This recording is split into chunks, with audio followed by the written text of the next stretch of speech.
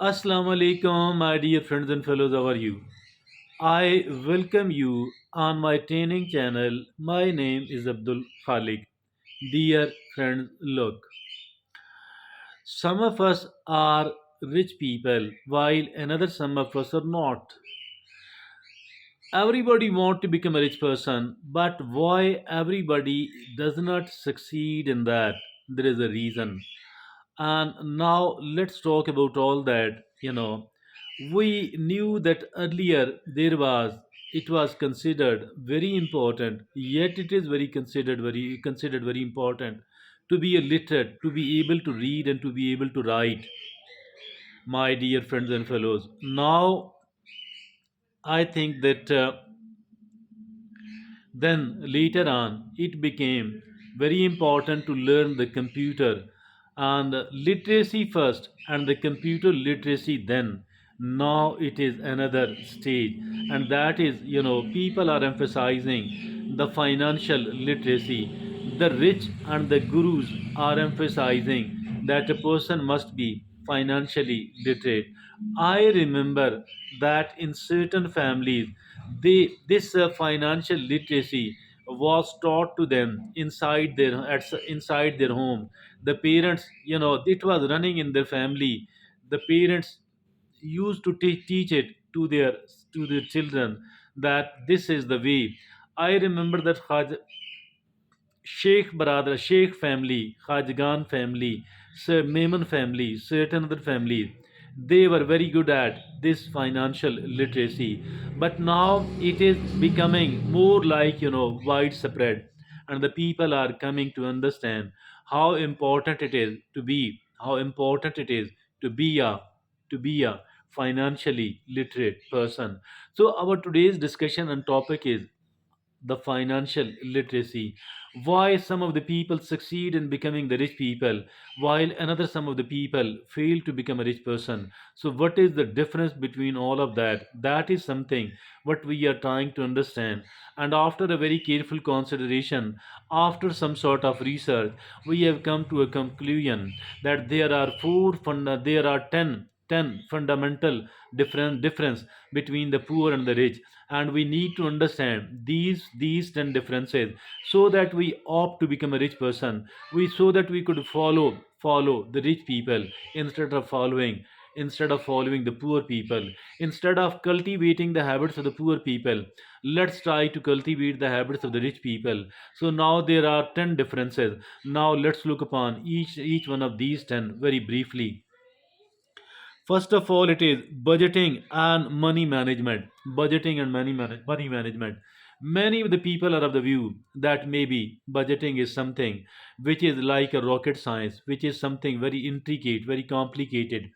As a matter of fact, it is not like that at all. The trouble is, but the reason is that we don't have to plan, and we don't have to budget for the whole of the country, not even for the whole of the city. Rather, we are going to budget for a single person or for a single family. So for that reason, it is very simple indeed. If at all we don't want to go into the nitty gritty of all that, at least we need to keep writing every expense, even if it is a trivial one. We need to write it, and we need to keep writing it on the paper, on a notebook.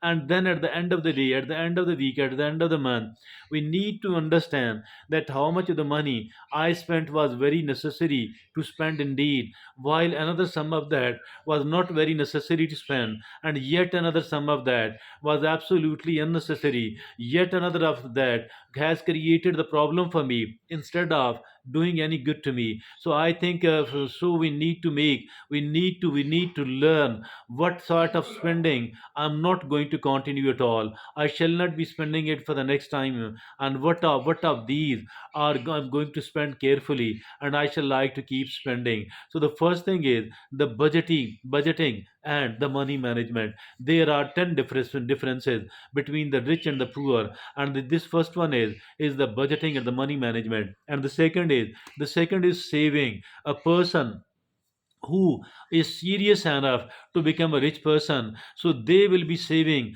a little bit of the money. They will be saving a proportion, a reasonable proportion of the money. They are seen saving it because they know saving is very important. No matter how little is their income, despite all that, saving a sum of their money has become very, very important. And now the third thing is that as far this saved money is concerned, they are seen investing it wisely, prudently, intelligently. They are seen investing it.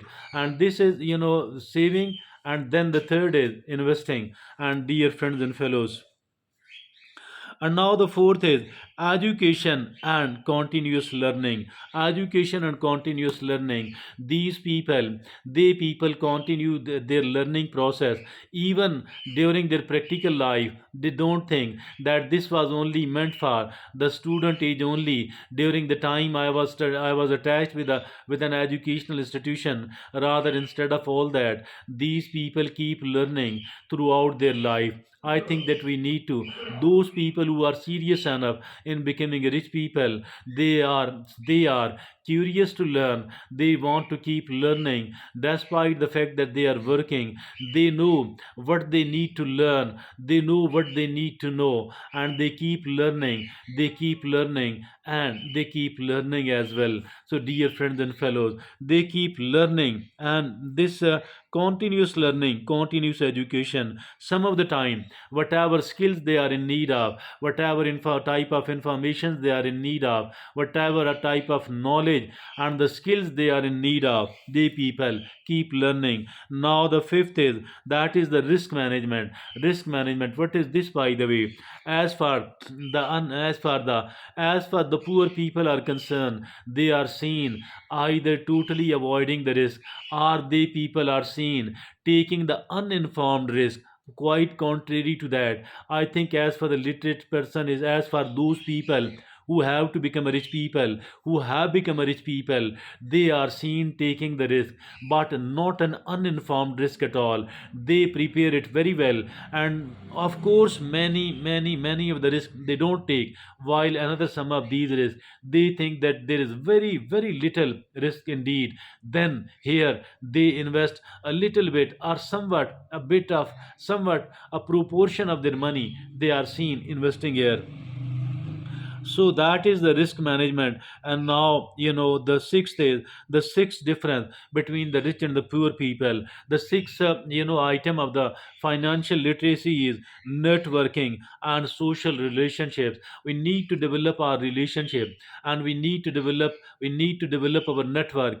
How? What is the purpose? The purpose is to share the good information and to teach each other the new and the good skill. Also, we need to, I think that we need to do another thing, and that is that I will cooperate you here and you should cooperate me there. It is a kind of mutual cooperation, and that can be done by the relationships, and that can be done by the relationships and the networking. And now still the next is, that is actually the goal setting and planning and goal setting, planning and goal setting. Why? Because a person without the goals, a person without the planning, they people are seen adrift, drifting from here to there, and on the current of the water, or on the pressure of the air, they are seen following the trend, and they don't have the planning. They are simply wasting their time, their energy, their financial and other resources, because they don't know their direction very clearly and exactly. So this is the reason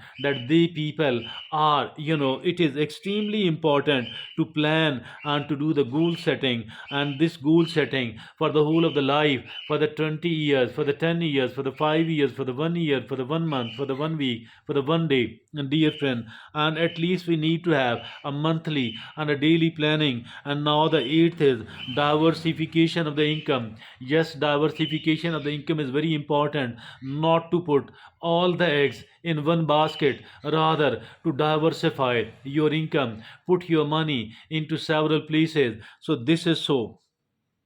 And now Dear friends and fellows, debt management, not debt management. What is this debt management? Some of the people who remain poor forever, they people are seen taking the debt, the high cost debt, the very high cost debt, and that too for the unnecessary reasons like buying a luxury without which they can survive, without which they can live comfortably, without which they can live easily. And dear friends and fellows, I think as for those people who are serious enough in becoming rich people, they don't take the high cost, they don't take the expensive risk at all, the expensive debt at all. And even if at all they are taking any time, any type of risk, they invest it in the business so that they could start earning good amount of money from there. It is like getting a vehicle which is financed by the bank and then putting it into the use and earning money out of all that.